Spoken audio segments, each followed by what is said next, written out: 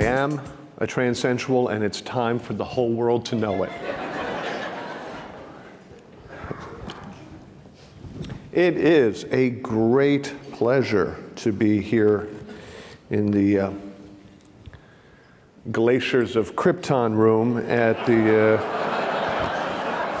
Marriott Marquis. Apologize for being a little late to the podium. I was in the elevator lobby trying to figure out how they worked. Look, I got to tell you something. Things have changed. Things have changed on stages like this. For so long, we as audience members would have to sit there while some self-indulgent jerk would just show one PowerPoint slide after another and read from a prepared script. But now, and I think largely thanks to TED and events like it, now we have conversations with audiences. We don't lecture, we don't hector, we share. I mean, most people do, but fuck that shit. I'm reading from a script and showing you slides.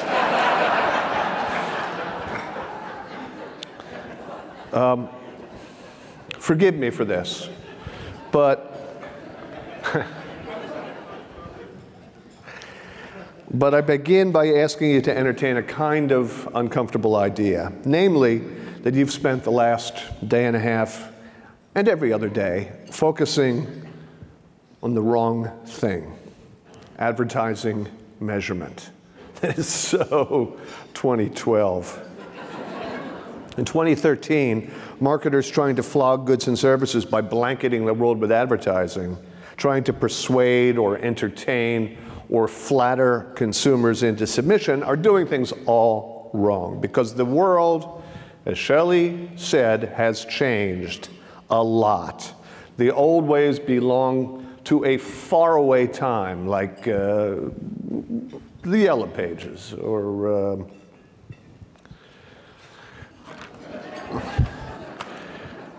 no matter how important or immutable they once may have seemed, some things just go away. And one of them, as you all well know, is media and marketing mass. Whereas the Industrial Revolution changed the world by creating economies of scale, the digital revolution has decimated scale. Newspaper and magazine circulation are in free fall, and there is nobody in this room who can't cite chapter and verse on the fragmentation of TV and the incredible shrinking network prime time.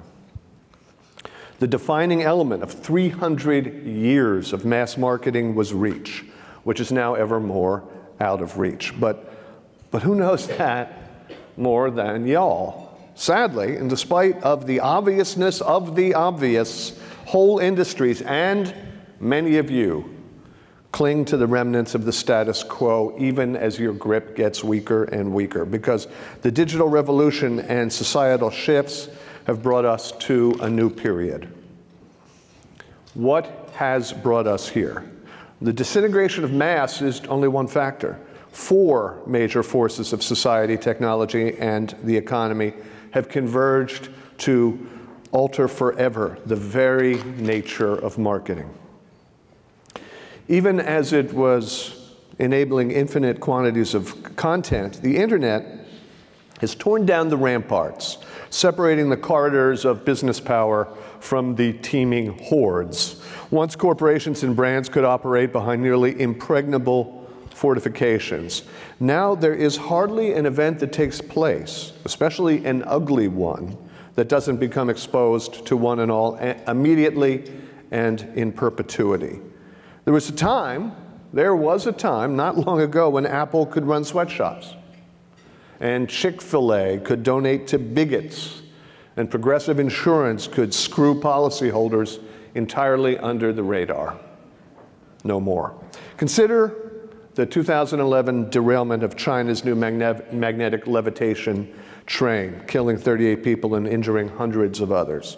The government ordered the Chinese media not to cover the accident. And the media, for the most part, obliged. But cell phone pictures from the scene spread in social media and soon revealed that the authorities had brought in earth-moving equipment to literally bury the evidence. Oh yeah, I'll just, PowerPoint, four forces, and bury the evidence. If there is nowhere to hide in a police state, it is folly to think that you can be opaque here, which gets to that force number 3 from the last slide, the rise in social connectivity. Nowadays, a brand's news, good or bad, becomes conversational currency worldwide. For instance, most likely all of you have seen in its entirety this.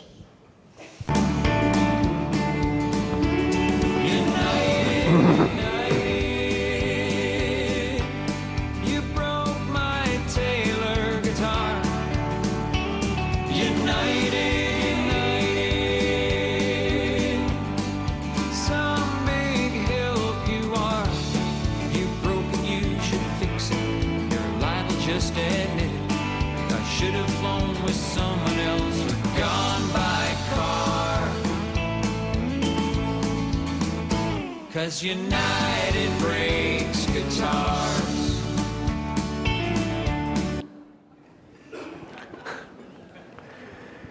If there's someone in the audience from United Airlines, I so apologize. However, it could have been so much worse.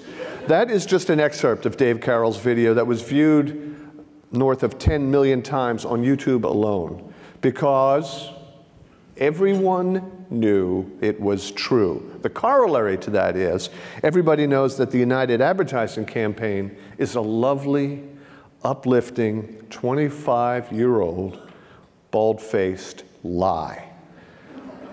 Not that it's bad advertising if your goal is to shape image.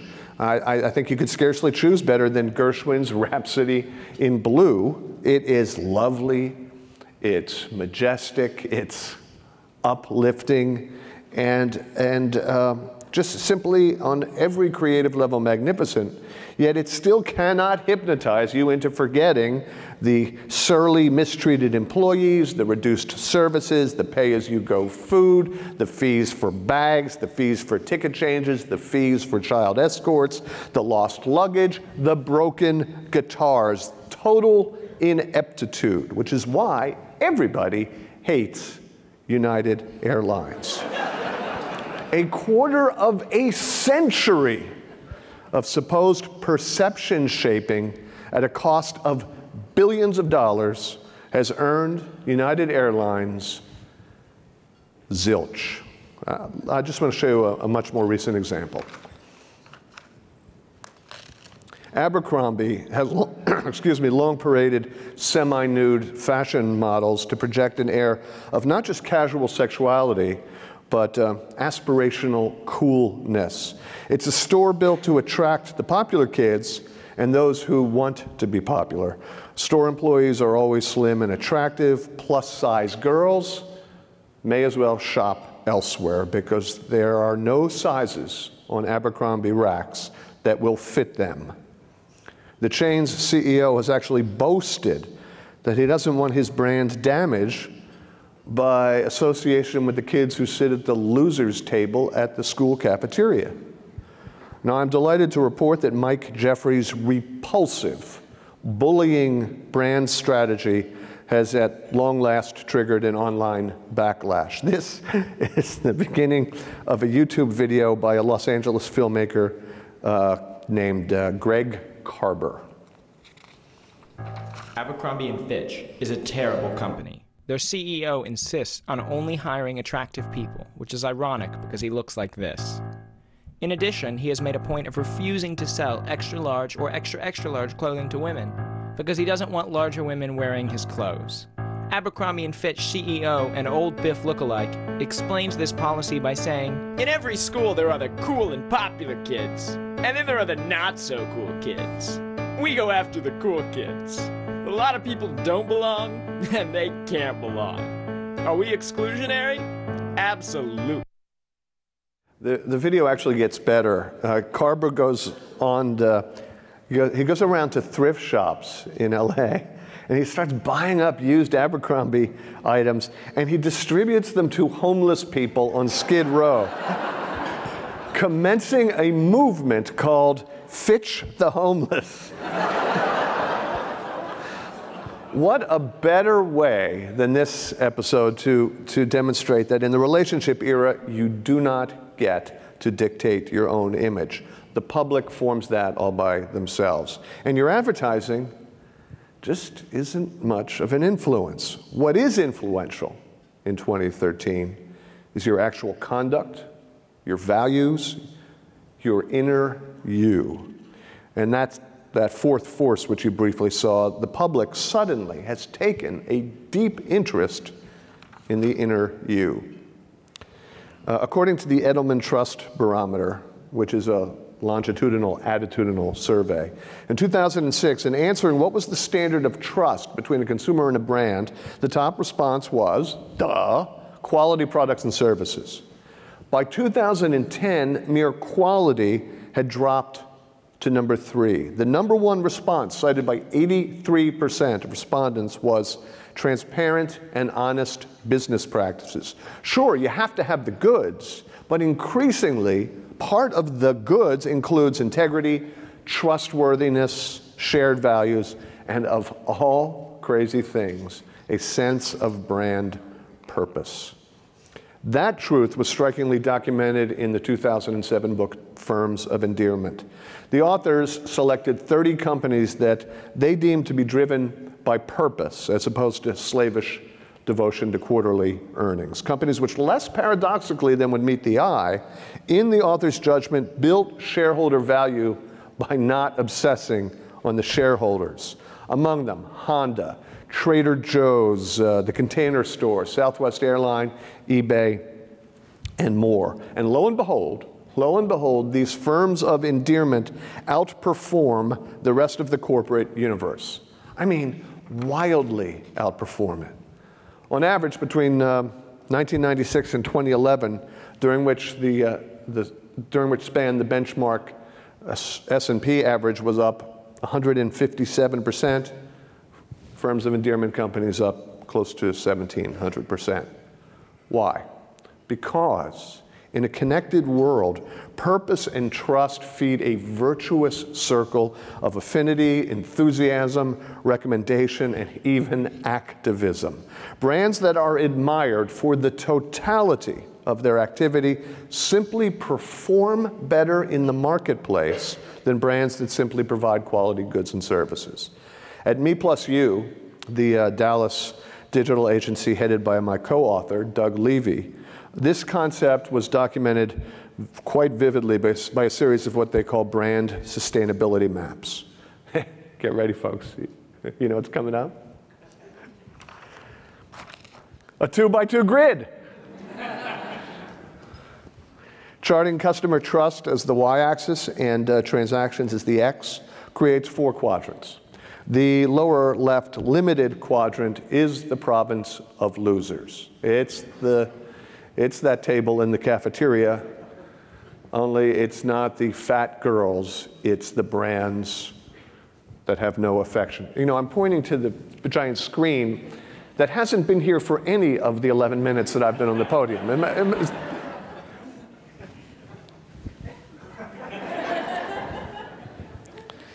Yeah, okay, so they are struggling brands with flat or declining sales and commanded little respect of the customer. To its right is the reluctant quadrant, brands that command little respect and generate little emotion, but whose price or competitive advantage of some kind trumps any consumer misgivings.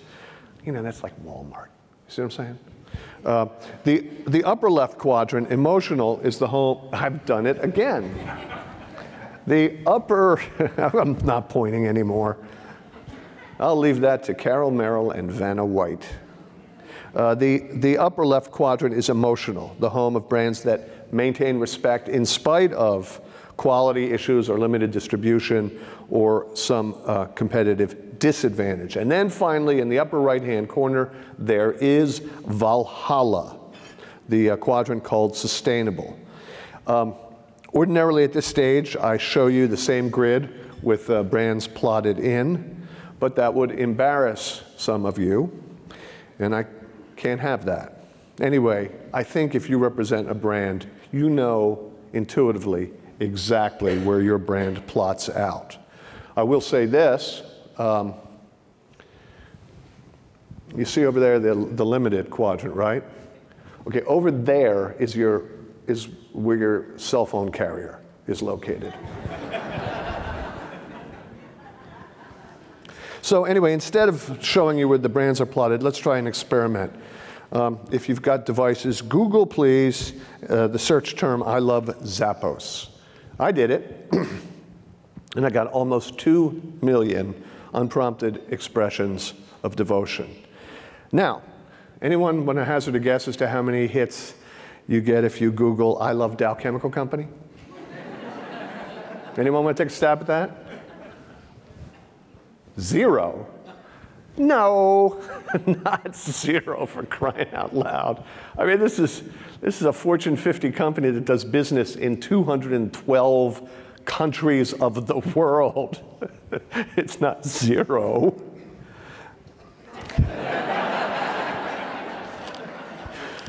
Out of 7 billion human beings, 3 lonely souls declare their affection for the folks who brought you napalm and the clingiest saran wrap ever. Now, just to put that into context, were you to type in, I love Satan,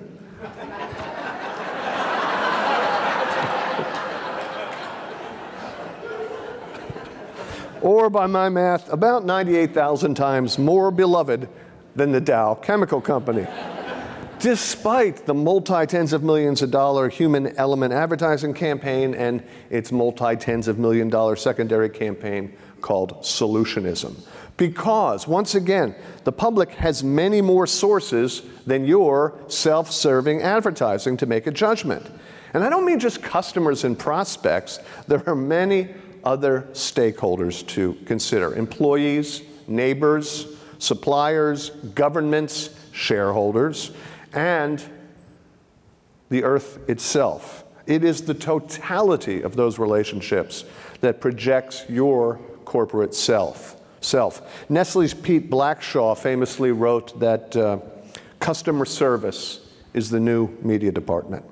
But even Pete didn't fully understand the new dynamics. In a socially mediated world, wherein your every action or inaction is Googleable in perpetuity,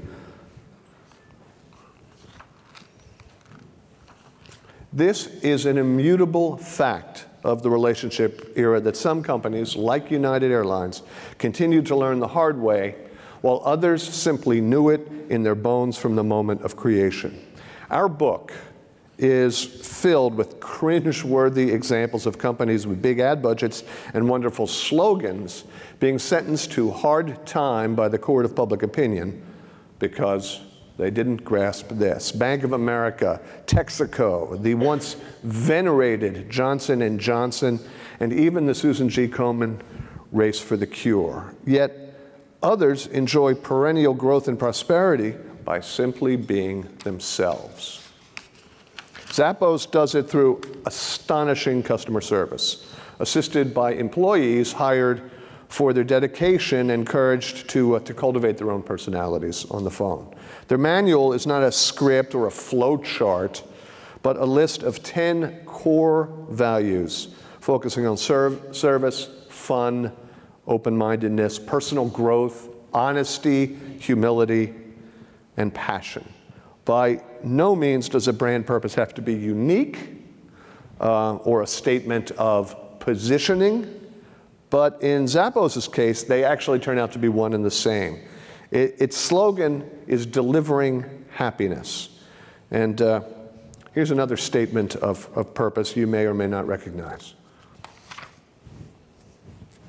You know, it could be a revolutionary. It could be, you know, it could be a garden variety politician, Anthony Weiner or whatever. It could be an NGO.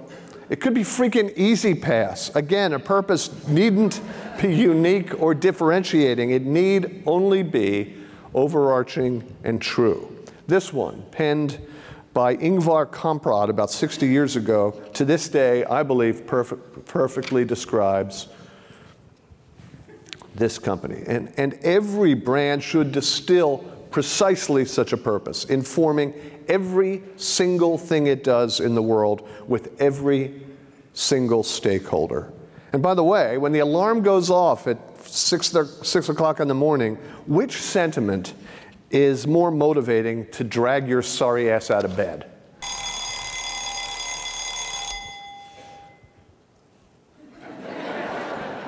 But, you know, I kind of know what you might be thinking. Yeah, Zappos, it's for the shoe obsessed, and IKEA, a world of lifestyle possibilities. I grant you that those are inherently emotional bases for forging a purpose and for building a relationship. But what about, say, CPG? Try plumbing the depths of a deodorant, right? Try looking for inspiration in perspiration. It can be done. In 2008, despite popular line extensions that had caused some transitory growth and improved overall margins, the 50-year-old secret brand was more or less flatline. And this is where my co-author's agency, Me+U, got involved. They were aware of an internal exercise at Procter that had forced every brand to develop a brand purpose. Locked people in a room, locked the team in the room, and they weren't allowed out basically until they had divined a brand purpose. Secret had one. It looked like this. I know PowerPoint protocol requires for me to read this aloud as you're reading it to yourself, but I'm going to let you handle this. You know, it's nice. It's a little wordy, but it wasn't really ever intended for human eyes. It's nice. Helping encourage female fearlessness. It's actually more than nice. But like most purpose documents at P&G, it just sat there in a folder somewhere until Me+U called Procter's attention to, of all things, the deplorable status of women's ski jumping in the Winter Olympics. That is to say, there was none. For some reason, the IOC, in its infinite wisdom, believed women to be unworthy of jumping off of mountains. The agency knew of fledgling efforts to sanction women's ski jumping as an Olympic event and suggested that to Procter & Gamble that it was a perfect overlap with Secret's purpose of encouraging female fearlessness. And thus was born Let Her Jump. With a negligible advertising buy for online to push people to the Facebook page, the movement consisted of this and a video and a petition. And that's how the effort was launched. Over the next 6 months, 3 things happened. First, more than 700,000 people viewed the video. Secondly, sales of Secret spiked like crazy. The clinical sports SKU, very expensive product, was up 85% during the Vancouver Olympics, on which Procter did not advertise Secret. And the entire clinical line saw growth in the lineup, I should say, saw growth in the teens. Last fiscal year, whatever, 3 years removed from the Vancouver Olympics, the clinical family was still growing more than 20% in sales. Oh, and that third thing, 6 months into the effort, the International Olympic Committee decided to include ski jumping for women in the upcoming 2014 Games. It wasn't a campaign. It was a movement. And it wasn't directed at an audience. It was shared with a community. If the relationship era in general is about anything, and social media in particular, it is sharing. Sharing. Ladies and gentlemen, please say, "Oh." Absolutely right. Look, they're sharing. Isn't that the cutest thing? And isn't it exactly the kind of image that people, forward to one another left and right? Well, that reminds me of something. This adorable video has been viewed more than 1 million times. Oren, you're a mess.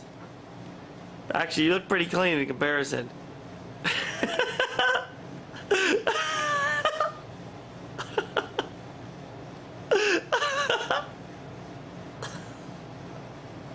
Oscar, you're so bad at eating.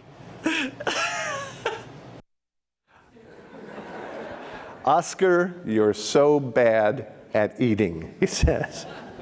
Those boys happen to be my grandchildren. And the dad squeaking in the background is my son-in-law. And his sister happens to be in the video seeding business.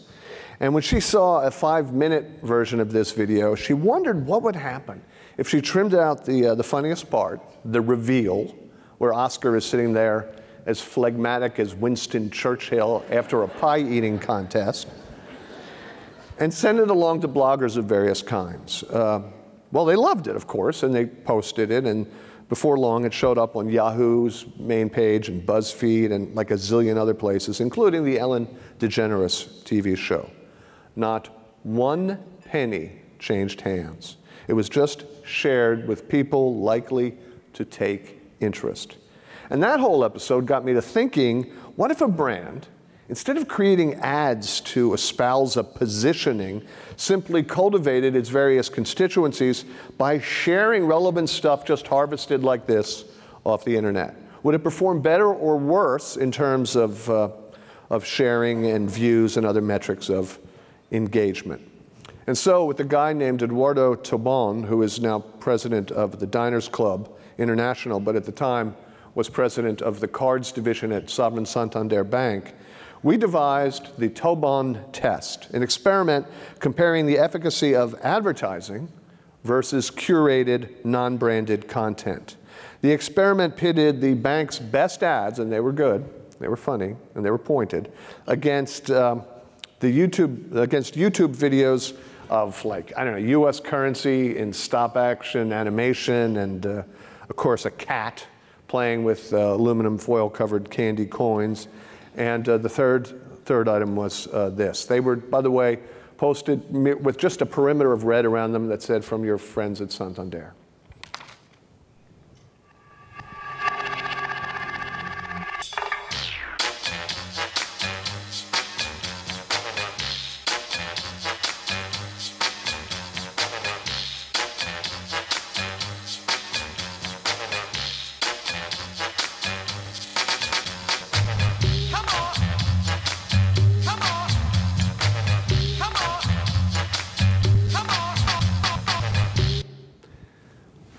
That ad, or that video and two others, kicked the living shit out of the advertising.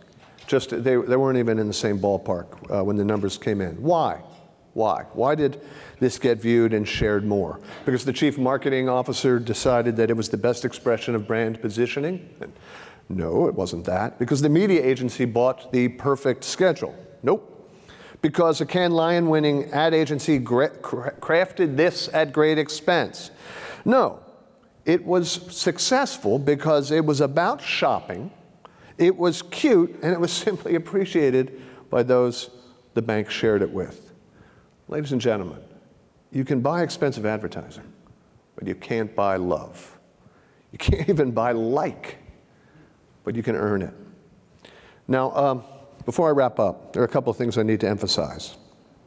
I have lived on this earth long enough to know that some executives will sit through a presentation like this and leap immediately into action by calling the head of PR to come up with a good, purposey sounding slogan to slap on the webpage and the annual report. Ladies and gentlemen, take my word for this. You cannot fake authenticity. Hyping dubious humanity credentials is like lying to your psychoanalyst. It is a pointless exercise. For instance, you know who this belongs to? Yeah, that's Philip Morris. Here's another. Integrity, communication, respect, excellence. Respect, excellence. Any thoughts? Yeah, don't bother. It was Enron.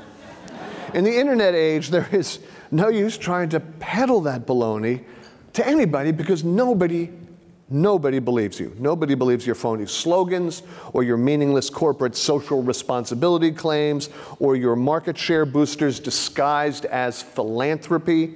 Giving money to sick kids for every diaper sold is not charity. It is sales promotion, and often repulsively exploitative, which critics now will nail you on in an online minute.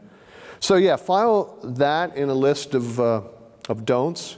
For the do's of the relationship era, let me just recap.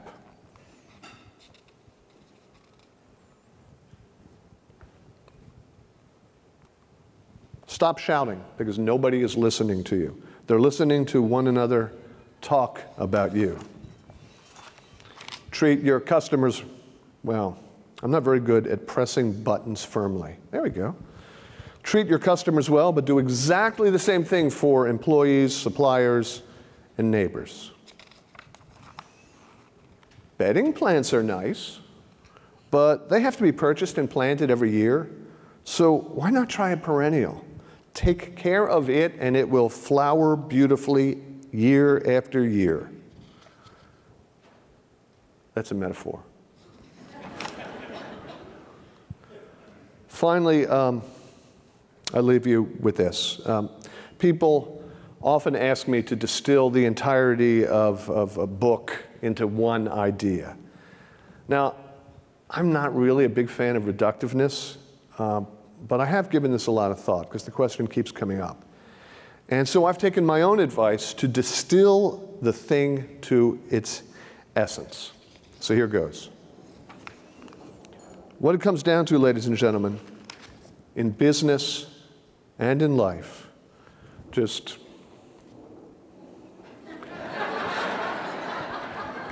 you've been a very gracious audience. Thank you very much. Thank you.